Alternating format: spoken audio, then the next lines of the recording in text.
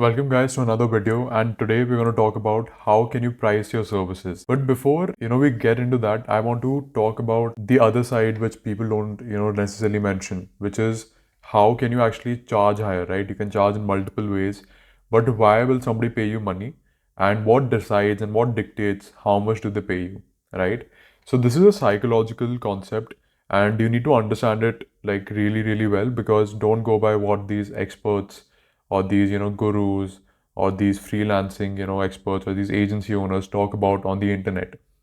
Once you get started, or when you're getting started out, you can't really charge $1,000, right? It makes no sense, because understand the psychology of the person who is going to pay you that money. This person is probably an experienced business owner, and I'm telling you, don't take this lightly. When you go on to these calls, if you especially if you're new, or especially if you're still in the learning stages, when you get on a call with them, they will be able to make out if you're a beginner or not, right? The way I used to conduct my sales calls, and the way I used to do outreach, the way I used to have these conversations about pricing previously versus how I'm doing them now after 3 years, there's a huge day and night difference between the both, right? So you need to understand that people can understand if you're a beginner, if you're a novice, and that is why they don't that is why they don't pay you that much, right? So in one word, to summarize this huge explanation that I gave you, the thing that matters the most while pricing your services is authority. How much authority can you build before and after that sales call is what dictates how much can you charge people. Now let's talk about, before I get into the actual pricing models, let's talk about how can you build more authority. So it can be done in a couple of ways. Number one is actually get good at what you do. How can you do this? This can be done by taking courses.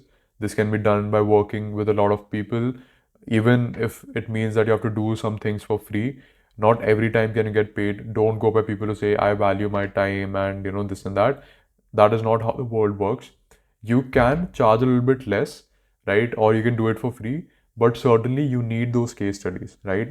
And there's no harm in actually working in a company as well, like an intern, or at a junior level, to get those case studies, to get that experience, right? So that is number one, get good at what you do. Number two is actually, again, something really psychological, right? The way you conduct this whole sales cycle. If you're doing direct outreach, uh, how are you doing this outreach? Do you look too needy or too desperate? Are you able to send case studies?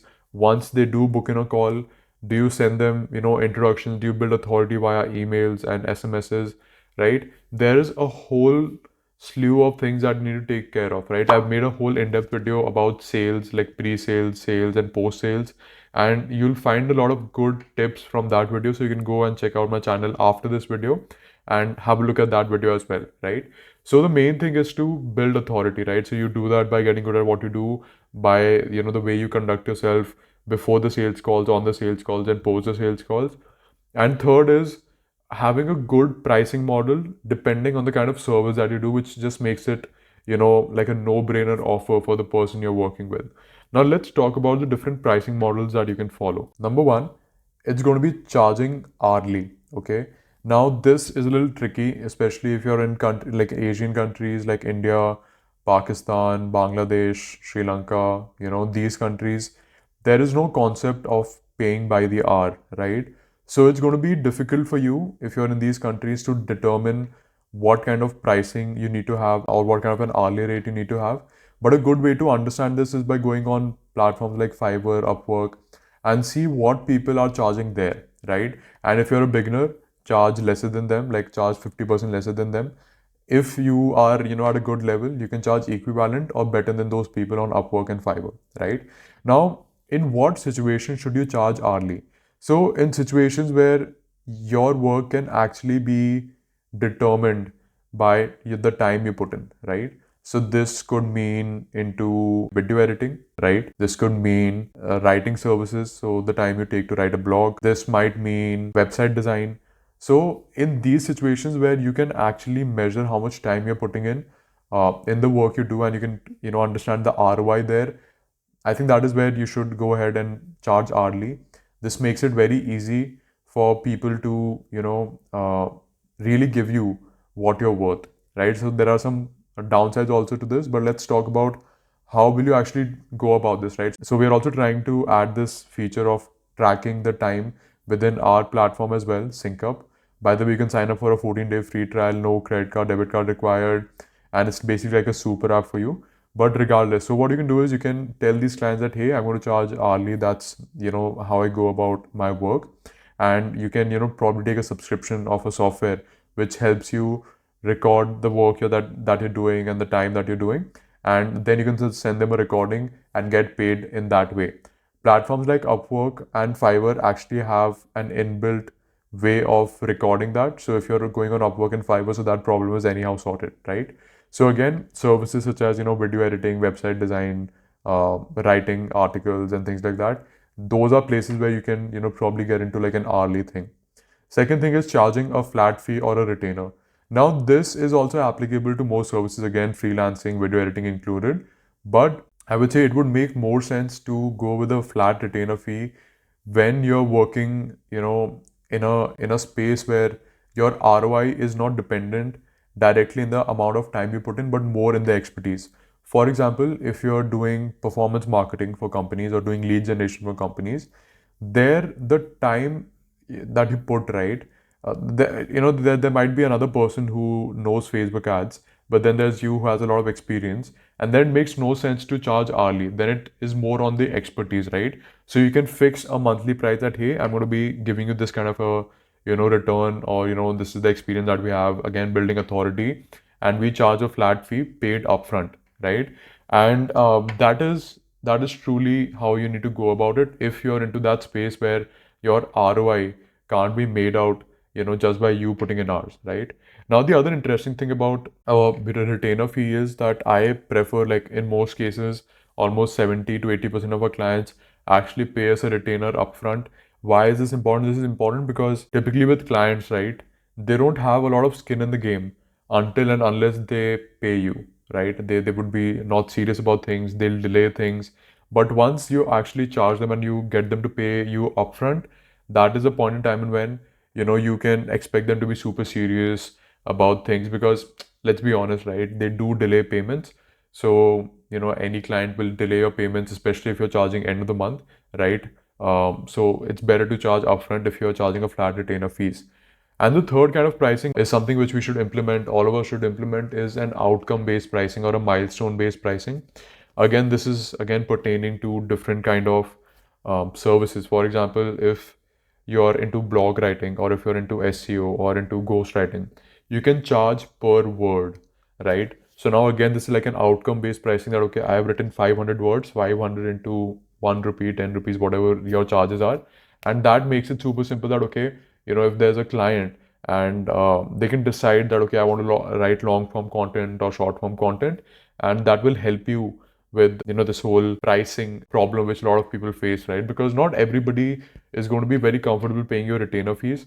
They are more than happy to pay you depending on the outcome that you get them. So yeah, and if your work is good, why won't they pay you, right?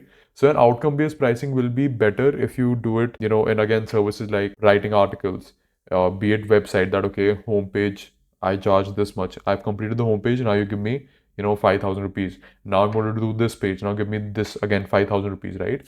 So outcome based pricing also is a very good model. And I think we should implement it more in our day-to-day lives. And I'm telling you, if you can do an outcome based pricing where you're very clear with, okay, this is the service I give you, this is the outcomes, these are the milestones that we'll be putting in place, and you pay me according to these milestones, it'll be super easy to sell to people. And that problem of people saying, I find your charges too high, that will go away, right? So there are 3 to 4 different pricing models, all have their pros and cons. What I would recommend is that, again, the main thing is not about which pricing model to choose, rather how good you are, how professional you have become, how much authority you build, and then any pricing model can work for you. Obviously, you want to make that selling process very easy, right? So in that case, you will have to certainly go out there and figure out that, okay, most people are doing this, let me do this. That's a very good way to stand out and get more clients more quickly. For example, like for the first 1.5 years, I wasn't actually charging an upfront fee, right? And it came to a point where we were actually giving free trials to people, even for a performance marketing, although that is not the most ideal, but that helped us gain a lot of case studies. It helped us build a lot of trust with our clients, right? So I think that's not a bad option. If you're getting started out, if you're just an intermediate or a novice, do go ahead, do charge lesser, get those case studies, understand how sales works. You can check out my video, and that is how you will be able to scale up your business, right? One other thing that I want to talk about in terms of building authority. So authority is built in multiple ways, right? So you have case studies, you have the way you conduct yourself, you do things, but it also depends on the kind of systems and processes that you build for your business, and how can you show that to your client, right? How professional you are. So exactly for that reason, that is why we actually built Syncupp in the first place. We realized that we were losing a lot of clients because we were conducting ourselves only on WhatsApp or Slack, and there was no set system. They didn't have clarity in terms of when are we having meetings, when are we going to do task management and things like that. So I think that is why we have built Syncupp. And if you're an agency owner, freelancer, service-based business, or any business in general, you should certainly check it out. It's going to be the first link in the description. You have a 14-day free trial, no credit card, debit card required. And if you want to learn more about sales, I made a video a couple of weeks back. You can go and check that out, and will certainly help you a lot, right? So I hope this video was helpful, and see you in the next one.